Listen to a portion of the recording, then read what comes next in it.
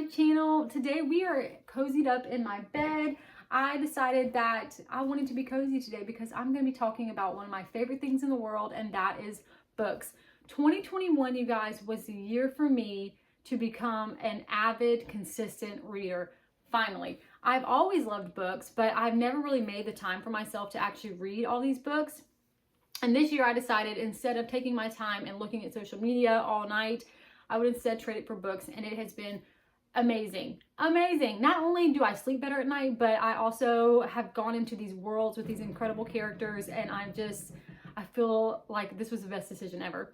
So, I was going to do this video of all the books that I read in 2021 because, let's face it, I'm not a booktuber. I don't have that many books that I've read, but I did read 21 this year, and that's pretty impressive if I do say so myself. But instead, I'm going to do the top 10 books that I read this year, and I had a hard time making this list. I'm not going to lie to you.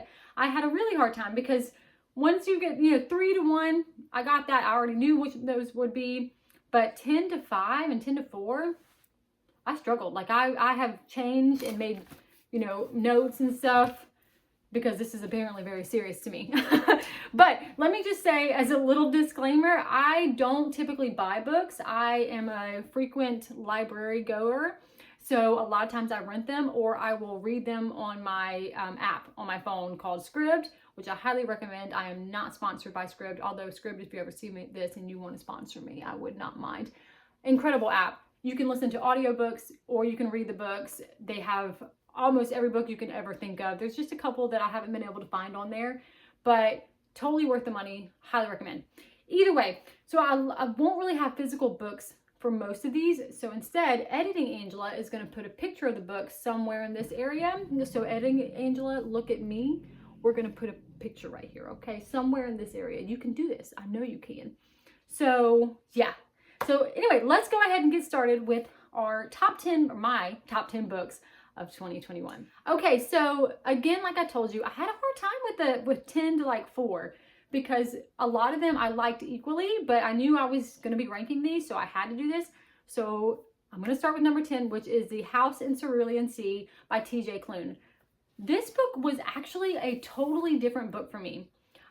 Usually I'm a lover of like adult contemporary romance, and you'll see a lot of that on this list.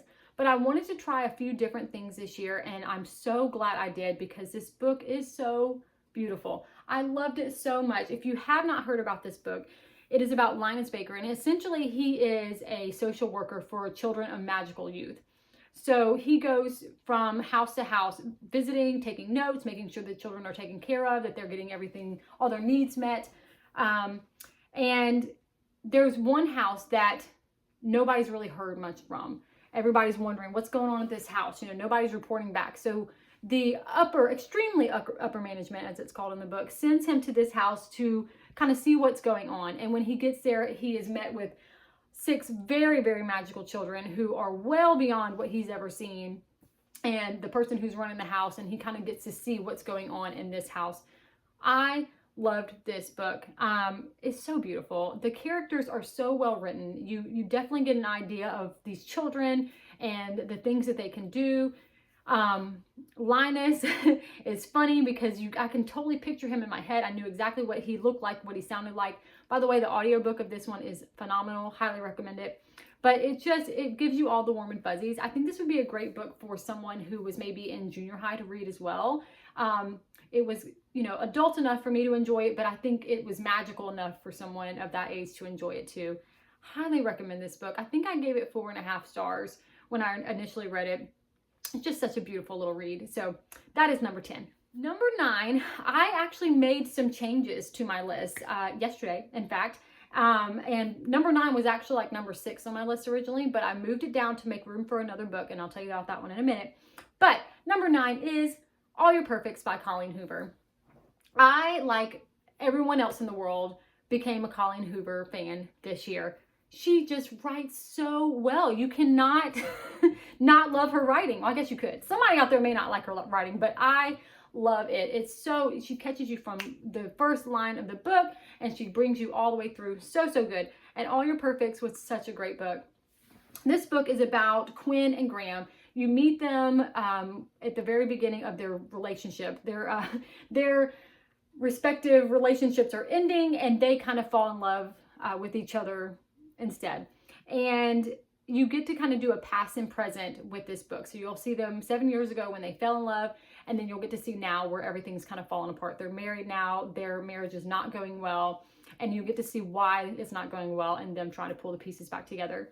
The reason I thought this book was so beautiful is because I am married. I am been married for 8 years now, and I get it. Marriage is work, and after 7, 8, 10 years, you do tend to kind of grow and change, and things happen that really put a strain on your marriage, and you have to work to keep it together. And so for that reason, I really, really like this book. I think the subject matter of why they were having such a hard time in their marriage was really, really sad. It does end up working out in the end, but when you're reading it, it's heartbreaking, and you feel for Quinn, you feel for Graham. Will say, if I can have anything semi-negative to say, Quinn's character, she made me so mad at certain points because I kept thinking to myself, give Graham a break, give him a break.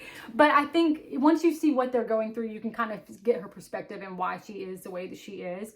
But overall, a really, really good book. I believe I gave it 4 stars, and so I do recommend it as number 9. Okay, number 8 on my list is one of 2 Emily Henry books that I read this year, and that is People We Meet on Vacation. I read this book actually as a recommendation because of another book that you'll see on this list. I wanted something kind of in the same vein as it. This is a friends to lovers trope, or a second chance romance type of trope. This is going to be about Alex and Poppy, and they are friends who have been going on a yearly summer vacation for a long time, and you get to see them from the beginning kind of talk about their vacations when they didn't have a lot of money until present day, where now Poppy is a travel writer and she has all the money in the world to be able to spend on her vacations. But something has happened, of course, and they no longer speak. And so now they are trying to kind of get back together, and Poppy invites Alex on one final vacation, and she is doing this to try to rekindle what happened to them many years ago, and you get to see what happened. So this book, I will say, I was rooting for them the whole time. I was thinking to myself, these people just have to be together. They're meant to be together. I would say it's almost like a Grumpy Sunshine, not to the full extent, but Poppy is very whimsical and sarcastic and silly. Alex is definitely more dry and straightforward, but they really, really come together, and they make such a cute little couple. I really like this book. I like Emily Henry's writing. I like the pictures that she talks about. I just really, really enjoyed it. So for that reason, I put it at number 8 on my list. Okay, earlier in the video, I told you that I made a few switcheroos to my list, and it was because of the book that I'm about to talk about at number 7. So this book was not on my list until yesterday, and that's because I just finished this book yesterday, and I was like, this has to be on my top 10. I have to put this on my top 10. This book is Anxious People by Frederick Bachman, or maybe Bachman. Incredible book, let me just say. I probably could have gone higher than number 7, but I'm going to keep it there for the sake of the video. This is one, no one recommended this book to me. I actually just saw this book while I was scrolling through my script. I was looking for something different. I had just finished another book that I'll talk about in a minute. I was emotionally distraught, and I thought, okay, I need something different. And I came across this book, and I'm so glad I did. Such a good book. So on the surface, if you're just talking about the overall concept of this book, it is about a bank robber who goes to rob a bank that is a cashless bank. It doesn't quite work out for him. He runs. He ends up in an apartment where there's all these people, and he ends up kind of holding them hostage and eventually disappears, and they now are trying to figure out where he went. That is the surface of this book, which was kind of funny, and it's so well written when they talk about it.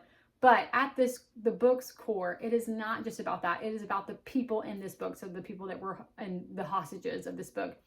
You see so many different types of people, but the thing that they all have in common is everybody has something that eats at them and something that they're dealing with. You know, we're all human. We are all anxious in this world that we're living in. We're all overworked. We're all exhausted. And I think that the best thing about this book is it showed every different type of person that you could possibly think of. The way that the book was written as well was so, so good. I have not read anything else by this author, but the way that he wrote it, it was in third person, and it was like you got the big picture, and then he would slowly break it down, and you would get the infinite little details of each person. So you would be first looking on the outside. This is this person. You think you really know this person. And then as he went through and kind of discussed even more, you learned all the idiosyncrasies of them and each of the characters. It just was so well written. I would say there's probably 3 books on this list that I would say you have to read.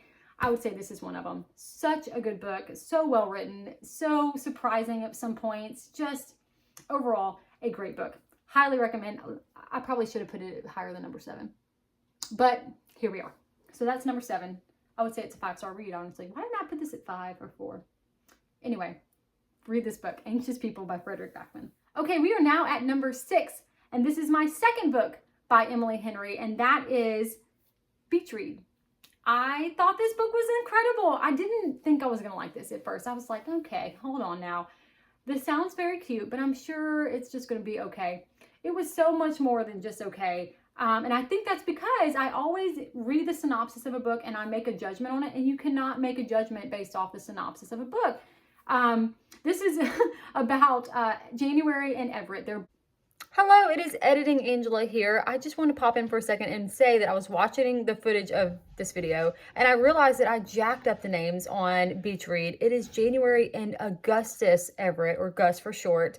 I don't know why I kept calling him by his last name, but anyway, January and Augustus, Gus, are the beautiful characters in this book. Both authors. January writes romance novels. Everett writes more like sci-fi and, really intense novels.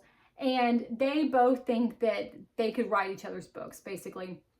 And so they set off on like a challenge after having writer's block, both of them. They set off on a challenge to try to write each other's genre. And so they go out on little dates, and, she's taking him places that are romantic to try to spark that. And he's taking her to places that can spark her sci-fi or whatever it is that he's writing. But the reason I like this book is not just because of that, because that was really cute. But I just loved January's character. I loved her character. I loved how she wrote. I loved that it was deeper than that. It was about loss. It was about changing as a person and growing as a person. It was so good. It was so, so good. And this is one of those books where I want to read it again because I think that I'll learn even more about the characters the second time around. But yeah, and I know this was a top book for a lot of people this year, and for good reason. It was so, so good. So that landed at number 6 for a very good reason this year. Okay, number 5 is a book that I kind of told myself I might not read because I watched tons of people on TikTok especially talk about this book. I knew that it was going to be a heartbreaking book. I told myself, I don't know that I really want to read a heartbreaking book. And yet here I was reading this heartbreaking book. I read this book in 24 hours, and it is 1,000 Boy Kisses. Wow. Wow. I cried so much in this book that it was almost embarrassing. Like, to myself, I kept thinking, okay, Angela, you got to stop crying. Pull it together. Stop crying. But it was so, oh my gosh, you guys. And I don't cry on books. Let me just say this. I will cry in a heartbeat on a music video. I will cry in a heartbeat over something sad on like a TV show. But in real life, I don't really cry. And on books, I don't really cry. I bawled. This is about Rune and Poppy. They are childhood friends who, from a very young age, were very, very close. And you kind of see them grow up and become closer and closer and closer. And they are full on in love with each other. And Rune has to move. And during the time that he has moved away, they lose touch. They were going to write and keep touch with each other, but they lose touch for a reason, which you find out. And the reason is heartbreaking. And so he comes back into town, and he's very angry because of what's happened. He's very angry at Poppy because she and him stopped talking, and they kind of find themselves back together, and you kind of get to see what the reason was. And that's the big plot line, is why they stopped talking and what happens from then on.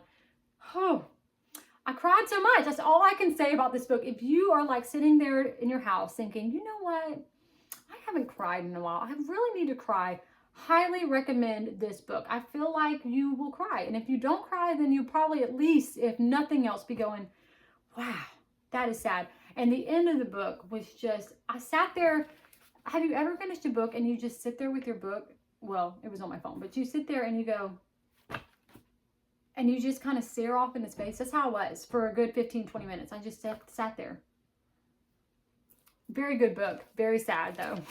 But very, very good book. Cute still. Either way. Moving on to number 4. We were like moving and grooving through this list, let me just say. Number 4 is November 9 by Colleen Hoover, which now that I'm looking at my top 4, yeah, I like Colleen Hoover. Yeah. Okay, so number 4 is November 9 by Colleen Hoover. I've heard mixed reviews on this book. I know everybody, the big consensus is most people like it, but I've heard a lot of people say that they didn't love it, or it might be a little bit lower on their top favorite list. I love this book. I loved it so much. When it first started, I was like, maybe I won't like it as much, but by chapter 3, I was in love. So this is about Ben and Fallon, and I don't want to tell you too much about this book because I don't want to give too much away, but essentially Fallon is an ex-actor. Something has happened to make her where she cannot act anymore, and she has a strained relationship with her father, but they're out to eat, trying to connect some way, and her father basically is just kind of talking down at her. You know, you'll never be an actress again. You know, find a dream. What you want to do is not going to work for you. You need to do something better. You know, talking as if he doesn't believe in her, not giving her any support. Ben hears this conversation and he steps in and pretends to be her boyfriend, basically to show her dad that she is worthy. And so this happens on November 9th, and they decide, because Fallon's moving away to pursue other dreams, they can't have a relationship, so they decide, let's meet every year on November 9th and we will, you know, see how it goes. You would think that would be like, okay, they're meeting one day a year. That's not going to work for me. But it actually was so good because you got to see in that one day how much they've grown as people, how much has changed in their life. You know, what's the reason for them changing? It was so good. I loved it. And the reason, or the big twist that Colleen throws in at the end, was another time when I sat there like, what? And some people say they saw it coming. I didn't see it coming. I did not see it coming at all. But it was a very, very good book. The ending was very good. Overall, I caught all the feels. Definitely recommend. That was my number 4 book this year. We are in top 3 books of 2021. And number 3, number 2, number 1. Number 1 I already knew. Okay, let me just say. Number 1 I knew all along. Number 3 and number 2 I flip-flopped a couple of times. They could really go either way. Honestly, 4, 3, and 2. Take any one of them. I'm going to love them all. But I ended up with number 3 being Ugly Love by Colleen Hoover. Thank you, Colleen. Colleen Hoover, if you ever watch this video, I love you, obviously, because number 3 is also your book. Ugly Love, I was going to wait to read this book. Reading the synopsis again, got to stop doing that. I was like, okay, I might like this book. I might not. I don't really know. I loved it. I loved it. Tate and Miles is who this book is about. Tate ends up moving in with her brother because she is going to be pursuing schooling for nursing, and so she's going to live with her brother for a while. When she goes to the apartment to move in with her brother, there's a man who's passed out at her front door, or his front door, and so she calls her brother and she's like, I need you to help me. There's some dude just passed out drunk. You know, I can't move him. I don't know what to do with him. And her brother's like, let me call Miles. Miles will come help you. Well, he calls him back and he says, Miles is the one that is passed out over there. So sorry about that. Bring him into the apartment. We'll handle it tomorrow. So Miles is the neighbor, but also best friend of Tate's brother.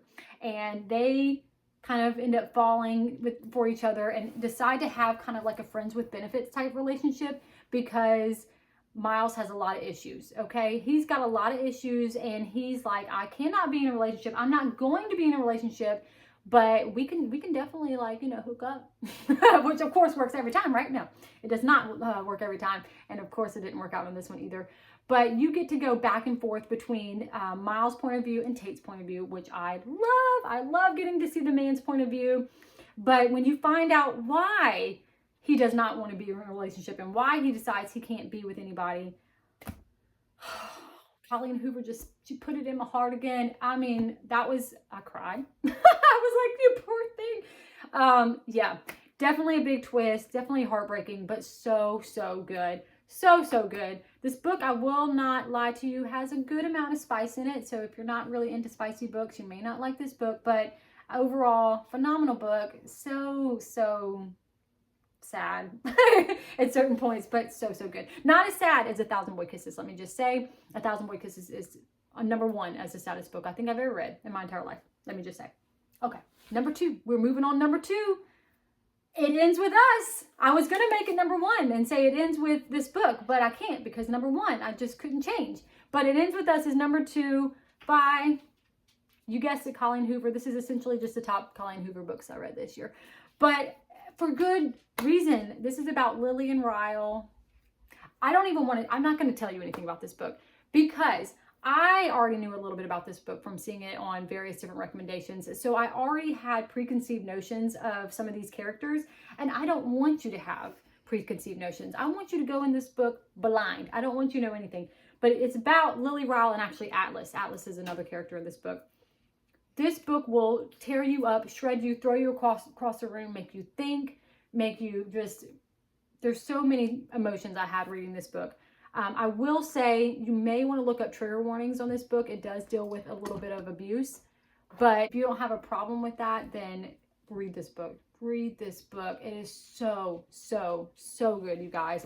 And then the last line, oh, I can't stop thinking about it. I read this book just like a week or two ago, and that was another book that I put down. I was like, so good. You have to read it.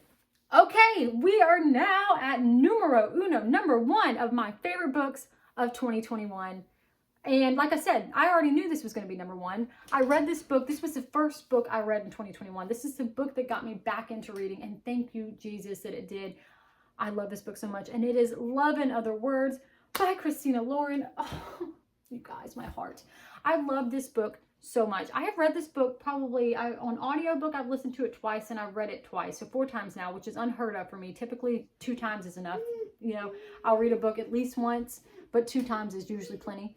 But I could read this book over and over again, and I'm going to purchase a copy of this book, which is also unheard of because typically, like I said, I rent books from the library or I read them on my phone, but I want a physical copy of this book so that I can hold it and love it and call it mine. This is about Macy and Elliot. They meet, this is a friends to lovers type trope, let me just say. They meet when they are young children, and Macy and her father have bought kind of like a summer weekend type home. When they go into the open house or the viewing of the home, Elliot is in the closet reading his books, and that kind of kicks off the friendship between Macy and Elliot. They both love books. They both are a lover of words, which you'll see in the book.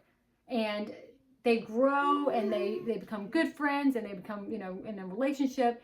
And then one day, everything ends. And so it's kind of like the people we meet on vacation trope, but it's so much better. It's so much better. You fall in love with these characters. You are going to fall in love with these characters. Elliot, I love him so much. Like, if he existed in real life, I would pursue him. He is amazing. But you get to see the past, you get to watch them grow, and you get to see the present and see, you know, what's happening. Macy sees him in the coffee shop for the first time in 11 years, and you know something has happened because of the way that she reacts when she sees him. And so they kind of kick it off again and get to know each other all over again. But of course, Elliot wants to know what happened, and you eventually find out what happened, and it will break your heart and shatter it into pieces. It just... I know I'm rambling, and if you never read this book, you're probably like, what are you even talking about? But it's just so, so, so, so good. The way that Christina Lauren wrote this book is so good. The characters are so developed. Highly, highly recommend. If I could throw confetti right now and have firecrackers and give every one of you a copy of the book, you know, like Oprah, you get a book and you get a book, I would do it, but I can't. So I'm going to tell you, you have to read this book. So, so good. Okay. So that is all the books that I read this year. No, that is not all the books I read this year. That is the top 10 books that I read this year. I am also going to do a video of the books I didn't love as much this year. There was a couple of books that I didn't even finish because they were just kind of like meh. But this was a great year of reading. I'm hoping to do even more reading next year. I just love it. I'm so excited to be reading books and kind of back in that groove again of getting to live in these worlds with all these characters. So thank you so much. If you made it to the end, a round of applause to you. Thank you so much. Thank you for listening to me ramble about these books. And I will see you in the next video. Have a great day.